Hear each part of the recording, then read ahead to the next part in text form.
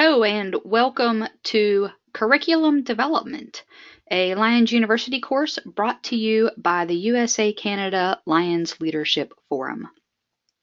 My name is Past District Governor Wendy Kane, and I am going to be facilitating behind the scenes this evening for our webinar.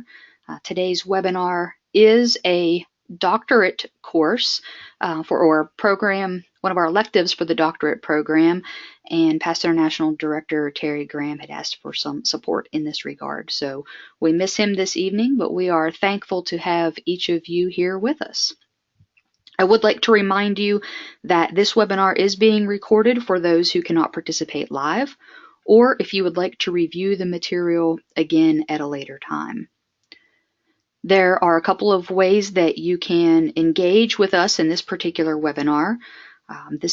The two most common ways are by using the questions pane that you have as a participant. You can type a question in there and we will share it verbally. And if we don't have an opportunity to do that, we'll also follow up separately with a response. I think we'll have time at the end to be able to capture all questions. Or you can raise your hand and we will call on you to share verbally and respond, or have you share ideas and things like that. So raising your hand to participate if your audio is working, or using the questions pane. Just as I mentioned, curriculum development is course number 305, and it is an elective course for the Lions University doctorate program that is designed to help Lions train other Lions or adults. The doctorate program, I guess before I move on to the doctorate program requirements, we do have all of you that are participating know how to find your way to lionsuniversity.org. And once you log in, you'll have access to each of the course pages that are available. What we have shown here is just an example from one of the bachelor's program courses, but we do have corresponding courses for each of the available topics for your use. So just as an overview of our doctorate program, there is one required course, and that is the program overview and information about the doctorate project. And then we have quite a few elective courses. A minimum of 9 of those are necessary in order to be considered complete with a doctorate program.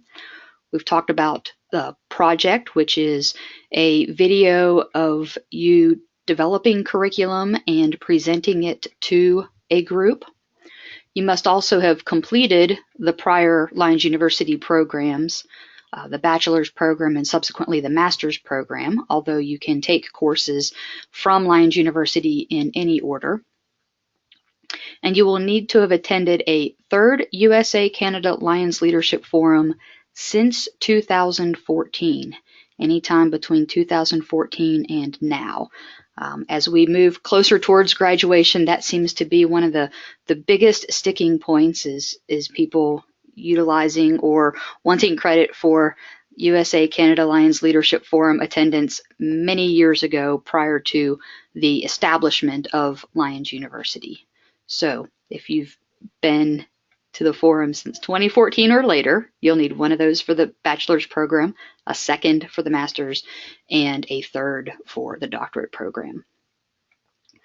We also, for the doctorate program, have a requirement for having attended one of LCI's faculty development institutes.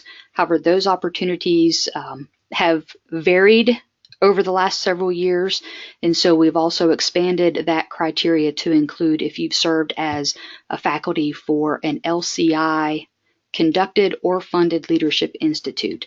So that's very specific, and one that followed the LCI curriculum, not considering being a forum presenter or other training that you might have done at your district or multiple district level. But if it was a Regional Lions Leadership Institute or one of LCI's institutes. I did mention that we have quite a few electives for the doctorate program. There will now at least be 9 of those available to support those of you going through in order to complete the doctorate program. But you can see from the list of our electives that we have quite a few more that we are working on and that will be scheduled in the future. This topic, developing curriculum, is highlighted, but several of those are already available for your use and some will be on their way. It is now my pleasure to introduce you to our faculty for tonight's webinar, and that is Past International Director Gary Fry. I've known Past Director Gary for many years and I'm just excited to have him to be a part of Lions University. You will have heard him before if you've not met him in person, because he has supported Lions University as a faculty member on a couple other topics at the master's level. And so we appreciate his support of the Lions University program, and he's probably got a particular expertise in this topic of curriculum development, having been a career educator as well as training for quite a while through Lions Clubs International. And so it is, again, with my pleasure to introduce you to Past International Director Gary Fry.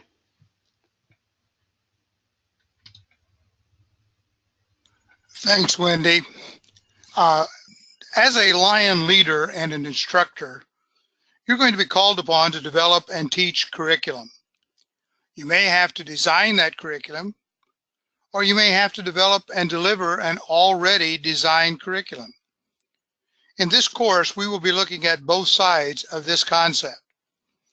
Much of the curriculum concept development that is used today came from the early universities in Europe, primarily in Scotland. Curriculum can connote either formal structural arrangements or the substance of what is being taught.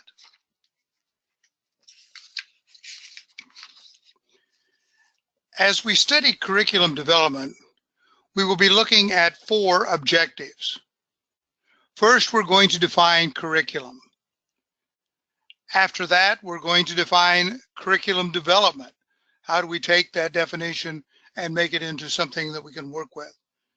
Our third objective will be to develop a plan on how to develop curriculum. And we'll finish up with looking at ways to measure and develop the plan that we did develop. Many an individual or group that is working to develop curriculum has floundered because someone insisted that you have to have a clear, defined philosophy and be fully understood by all before you can move forward. While philosophies or theories seldom are met as intended, they become meaningful as they are put to use and revised as needed. So again, we have the planning of materials for teaching, subject or series of subjects, and it can be teaching about a subject such as officer training or something of that nature. So curriculum development is really quite a broad concept. Curriculum can be viewed as a plan for learning based on research of the literature of the subject to be taught. Taking a body of knowledge and putting it into a form that can be shared and expanded on by the learner. Determining what is the most important information to share in the subject matter being presented. That is going to be one of your great challenges, is of the vast material, how do you determine what you're going to incorporate? Curriculum also can be seen as the instructional system that is used to present the materials you have decided to share. This may come already developed, or you may have to take the subject and develop the curriculum in its entirety, or maybe you will need to modify the curriculum to fit the group of learners that you are working with at a given time. In developing a curriculum, start with the end result desired. As you develop materials to be used, what is it that you want the learner to learn? As we will look at later, we need to start by developing the objectives that you want to be learned by the time the course is completed. Once you have decided upon the objectives, then research the topics as thoroughly as possible. What can you provide or guide the learner to learn the material that is as to the desired objectives? Develop the learning objectives. Again, don't get bogged down with 10, 15, 20 objectives. I would say no more than 5 things that you want the learner to learn.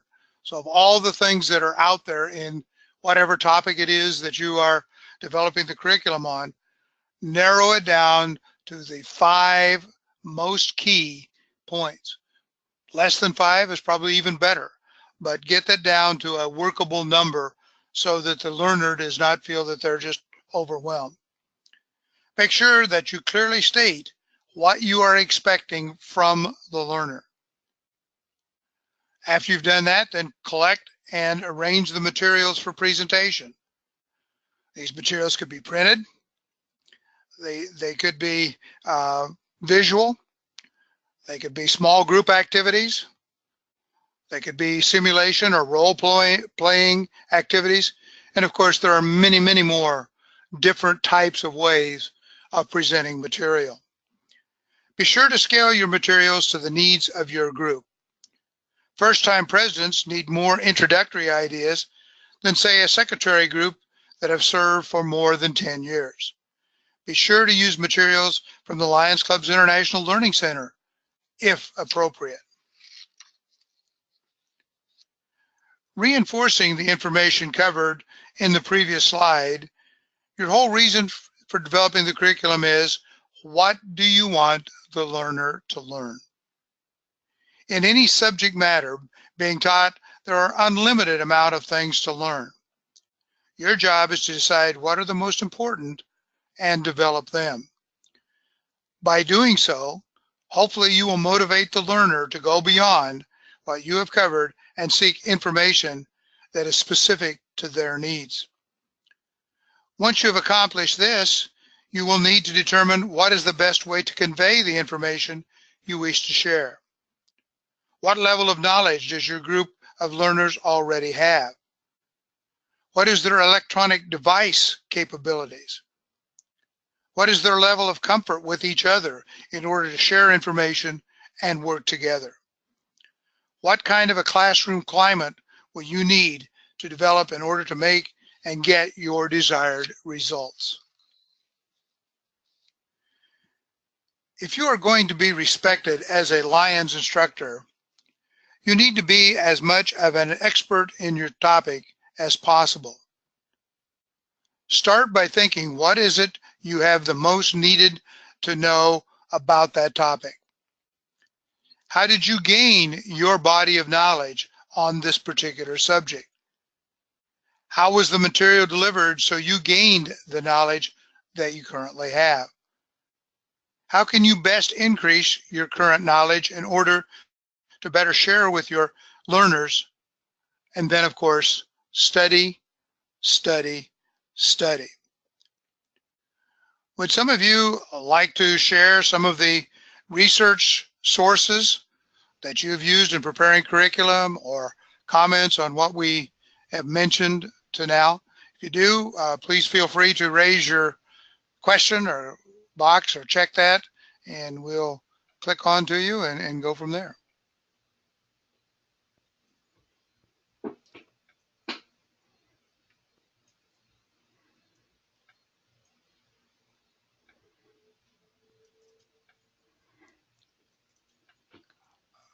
Lori, did we get you? We Get got your Lori question answered? taken care of. Her question is not.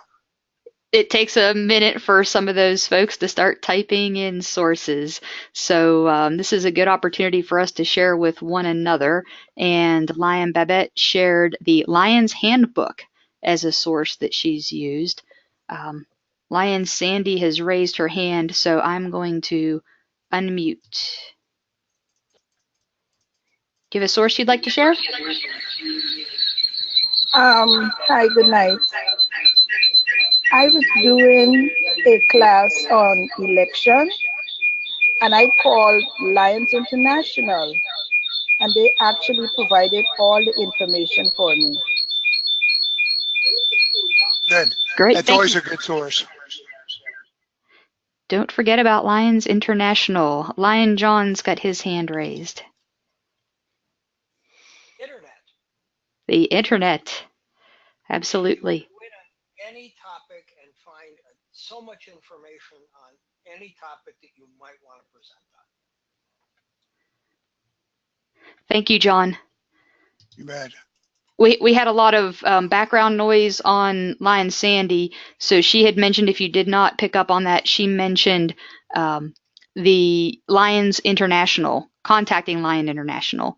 There's also a lot of sources on the internet, whether it be broadly or the Lions International website. Lion Nancy shared in the comments or questions section that she keeps a folder of her training materials and also checks both LCI and Lions University handouts. Thank you, Lion Nancy J. and Lion Nancy Watt Durant, for the shout out to Lions University. Director Artie shared the LCI Resource Center, library books, previous classes taken on the topic from other instructors, all good resources. Lion Michael shared that we can't forget about good old books on topics of interest. So that applies to general topics as well as lions. Some of my favorite resources or sources, I think, are a few of the publications about lions history that have come out in the last several years. And Lion Mike, you had raised your hand earlier in the session, so if you still have a separate question or comment, let us know and we'll come back to you, or you can lower your hand. Director Connie shared sources, professional sources such as articles from experts on your topic. Thank you for sharing that. And Lion Kristen shared a lot of information is presented at forum seminars. Yes, thank you for the shout out to the USA Canada Lions Leadership Forum, and we make that as much of that available to the attendees as possible. Wendy, if I can insert something here, a number of you talked about having folders or maintaining material from work you've done previously, maybe seminars you've attended in that. I've always found it very useful to use 3-ring loose leaf notebooks. That way it's easy to insert, change, rearrange the material and all that without literally starting all over. So that's a little trick that I've used over the years, and it has worked quite well for me. If it works for you, great. If it doesn't, why, there's a big circular file that you can throw that into. Is there anything else? But again, thanks so much for your sharing, because again, this is a very wide topic and we can spend a lot of time looking at some of these things that go on. I want to shout out one other item that I personally need to take more time for, but probably some of the best insights that I've used in presenting is, in addition to the research, just the slowing down to reflect on past experiences and observe my behavior and others' behaviors, because that usually comes in handy for some of the stories or examples that can be used that correspond to the research from many of those other sources that we've mentioned. Anything else anyone has before we move on? We will have another opportunity to answer questions if there's things you came specifically to find out tonight and I didn't happen to incorporate it. We'll try to get you some help on that. Yep. Thank you, everyone. Yes, thank you for your participation. We're going to move along then to looking at learning objectives. I think for many of us, when we were in school, a lot of time was spent trying to figure out what was it the teacher was going to put on the test, what was it we were supposed to have for the final exam or the final paper we had to write, or whatever. And this concept of learning objectives is to tell the learner right up front, this is what we expect you to know, and then following along. So again, first thing is in learning objectives is to get them to understand what it is that you, the instructor, you, the person who has put together the program, deem to be important. You cannot be too careful in how you state your objectives. Be sure they explain what you want the learner to learn from this particular class. What will the learner be able to do or to understand that they do not now know before starting your class?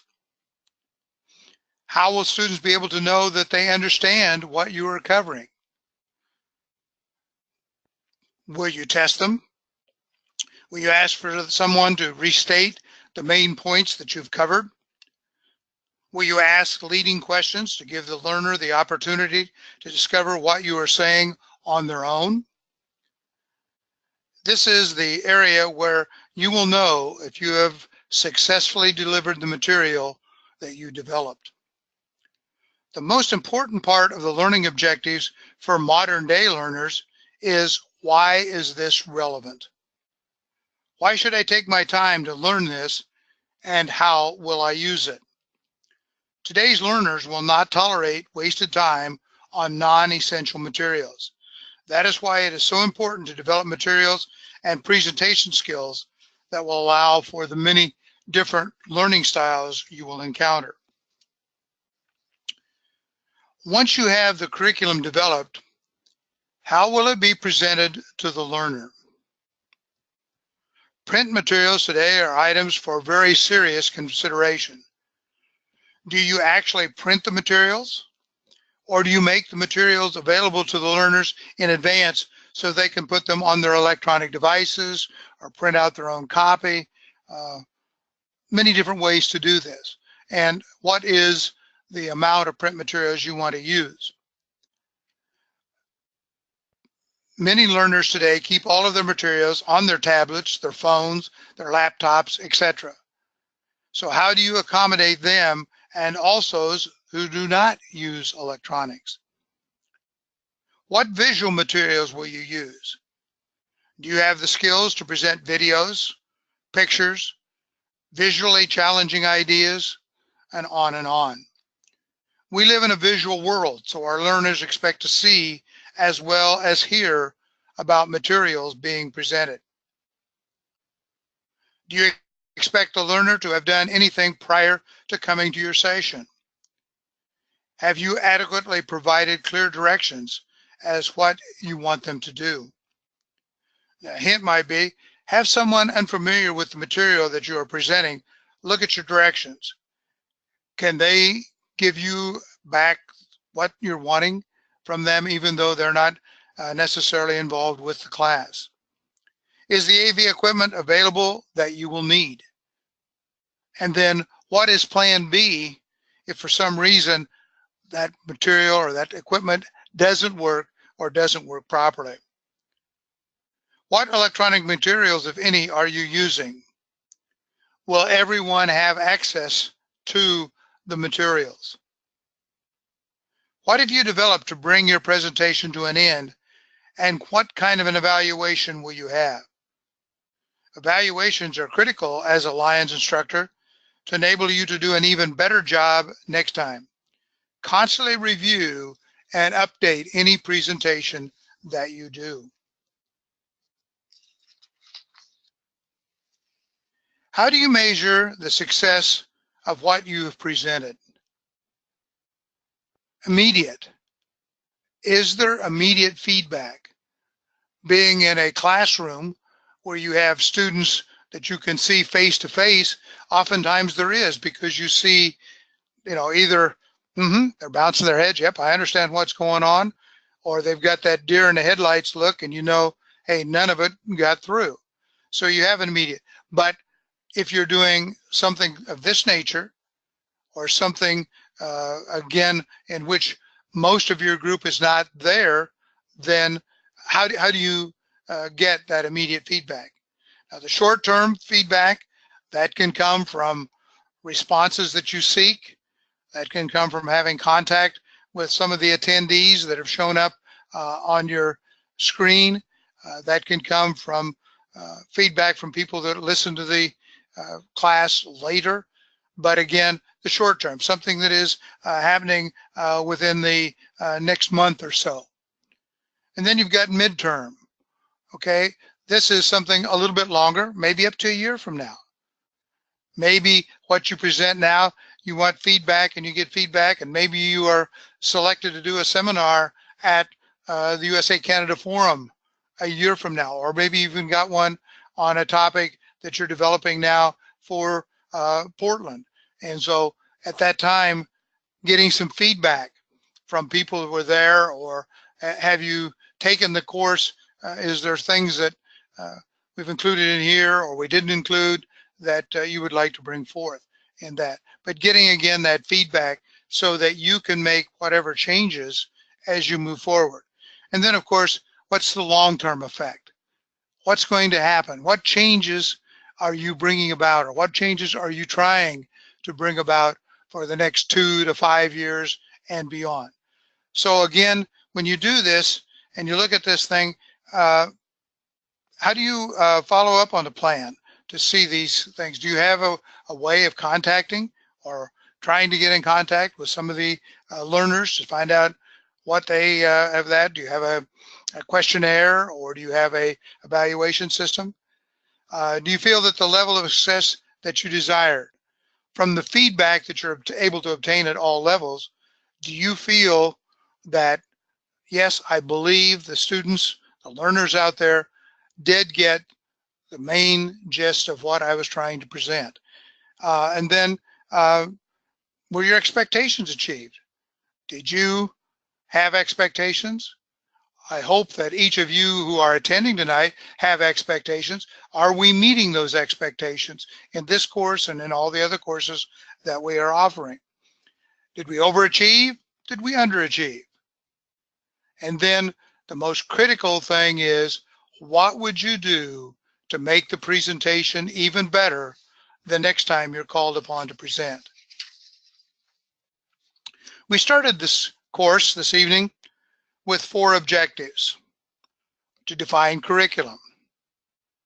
Do you now have a definition? Maybe it's expanded the definition you had.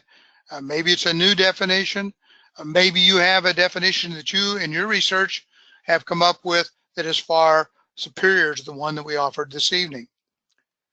Were you able to define curriculum development and what goes into that, and why it is so important to take the curriculum that you've decided to use and fit it to the audience, the group of learners that are going to be learning from what you're doing? Did we cover a plan on how to develop that curriculum?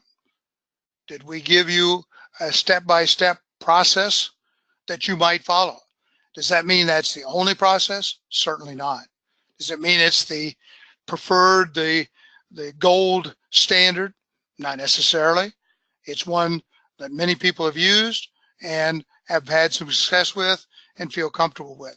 But develop a plan that is to develop the curriculum as you need it developed for whatever task you are faced with. And then the last one, did we share some ideas on how to measure or evaluate the curriculum plan that you did develop? Keeping in mind, the goal is always to be better next time than what you were the first time through. We start to bring this to a close by saying, did we meet these objectives to your expectations? Are there any questions or comments to further enhance what I've said? Issues you want to take issue with? Things of that nature? Please feel free to either raise your hand or type in the question in the question pane, and Wendy and I will try to answer whatever it might be. So if there are anything you'd like to share or become involved with, please feel free to do so at this time. Lion Gary, while folks are taking a moment to either type in questions or hopefully some lessons learned that you may have, because when I look at the list of attendees, we have a lot of experienced presenters online with us. Right. And one of the things that I've seen as a challenge for our Lions seminars or presentations is the measuring success. And so I was wondering if either you had any suggestions or some of our attendees on we can do an immediate evaluation on feedback about the seminar, but I'm interested in measuring the effectiveness of our training opportunities long term. And if any of you from a wide range of multiple districts that are represented here or within your districts um, have some experiences that have worked particularly well to track that success over time or opportunities for improvement. That's a very good topic, Wendy, because having been a classroom teacher 36 years, that was always one of the things that bothered me most. What are the students doing with this? Is it making an impact in their lives? Whatever. And I think, again, it's the feedback that you get, and it comes sometimes in some of the strangest places and some of the strangest timing that you get from somebody saying, hey, I wondered. For those of you, I taught high school economics, and many high school students was, what in the world am I ever going to do with economics?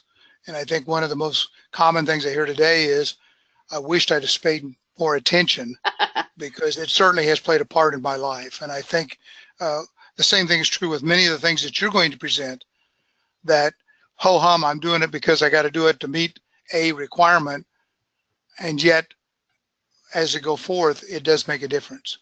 And that Artie had put in, your international director Artie put in, she takes her presentations to one of her mentors as well as one of my peers to get their perspective before I finalize the plans. I think that's a great idea because you know the material so well. You sometimes glisten over what it is, and in your mind you said what you thought you were covering, and in reality you didn't, because gee, I know this, everybody else knows it, and that type of thing. So getting that fresh perspective from somebody and the feedback causes oftentimes you to modify before you actually ever even present this curriculum. I think it's a great idea.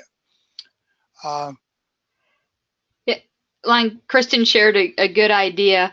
One of the best classes she took, whoa, examples are coming in now. One of the best classes she took measured success by corresponding with students after the class via email and asking a month after class what we'd done with the materials presented, how had we used it, and how could it have been improved so that we would use it.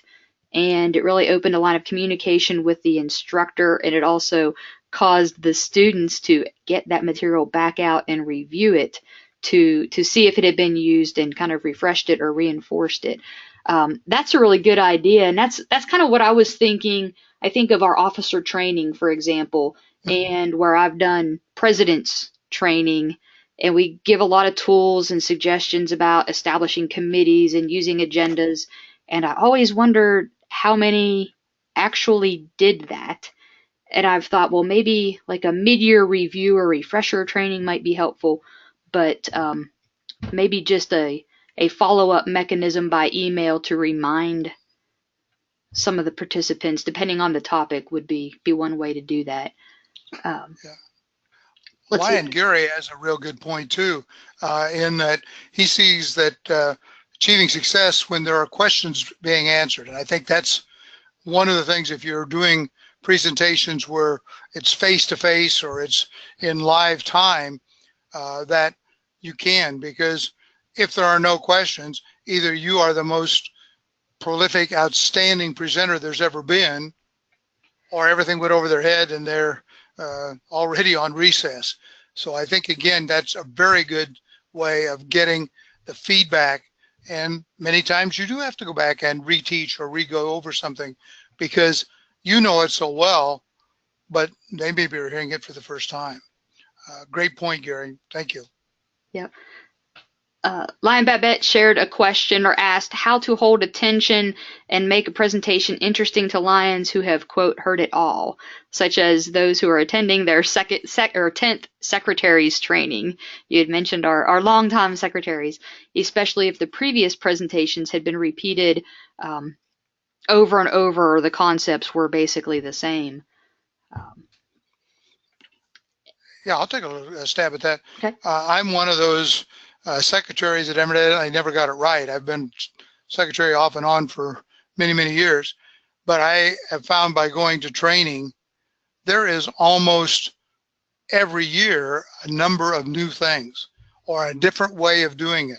And especially with my LCI and reporting things electronically and making sure your club gets credit for their centennial activities and all these various things.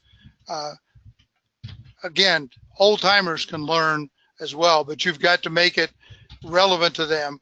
And one of the things that I've done in the past is in doing training of secretaries, if they call like a month later and say, well, I didn't get something reported. I didn't know we were supposed to do that. It's a good time to make the point. Well, we covered that at training, and we're going to be doing it again in the spring, or we're going to be doing it next fall. You might find it to your advantage to attend. And I think that's what we've got because, yep. And sorry to say, in many of our clubs, we're repeating not just secretaries, we're repeating other officers, and we need to make sure that every year is not the same old type of thing. Yeah, I think that the biggest challenge is to get them to show up if they have the mentality or the experience where they've heard the same thing multiple years over. Lion, Nancy Watt Durant shared a good idea to involve them in the process and ask them about their experiences and get them more engaged in sharing what they know with some of the newer lions that are taking on that role. But I do think part of the biggest challenge is encouraging them to still come, with that being the case. And then Director Connie shared that when teaching to a smaller group, she made a note of the questions and passed around a roster asking for emails, and then followed up and sent the answers to those who gave questions. So that helps you from a timing standpoint. It's also when you have a smaller group, maybe some folks are less likely to want to participate or vocalize questions or concerns, but also make sure that people have a written response that they can go back and refer to. So great idea there, Lion Connie. Yep. And Lion John, you had a situation is when they show back up, you've done the secretary training, this is your 4th year, and those people are there and they're participating and everything else. That's a good pat on the back for you, but it also reinforces that you must be providing material that they are finding useful and that type of thing. So parking lot questions, certainly a good idea. But I've had a lot of times where people have said, we'll come back to that, and then forget to come back to it, though. So that follow-up is important. Yep. Thank you, Lion Kristen. And I think when Nancy mentioned involving them in the process, I think that's also a key thing that you can build into your curriculum plan. Depending on it, as you study your audience and who will be attending, to actually intentionally incorporate that into your process. So good feedback. Any other questions that you have with your experiences in developing curriculum? And Lion Mahesh raised his hand. Someone unmute you. Hi, good evening, everybody. About the curricular development, understanding the attendees, understanding the group that you are teaching is also very, very important. I had a very interesting experience this July. I was teaching the public relation and social media to the district governors elect, and suddenly I found out that I was supposed to teach the topic to the governors from China and Korea. And the bottom line is they never use the social media the rest of the world uses. So the canned presentation that I had from Lions Club International, it was of literally no use. So I had to develop my own curriculum at last moment. But I could do that because I knew what my attendees for that seminar were. Otherwise, it would have been a disaster when I went there and talked about the curriculum that was not relevant for them. Excellent. Yeah, because there's always surprises. There's always something come out there. And Lion Lori, you have a very good point that giving at the end of your presentation, especially if you're using a PowerPoint, is to give contact information, how if you want additional information, how to get in contact with the presenter. Unfortunately, I didn't do that, but I would certainly like to share that. My email is fry, F-R-Y, GJ35 at msn.com. And if you have any questions or anything that you'd like some more information on, please use that and come in contact and let me know, and I'll get back to you just as soon as I can, which should be within the same day. But again, we really thank you and all of you for your participation and for sharing your expertise. Because we've all had that. Yes, thank you all. I've got Liam, Michael, you have your hand raised. I want to make sure that if you have a comment or question for us.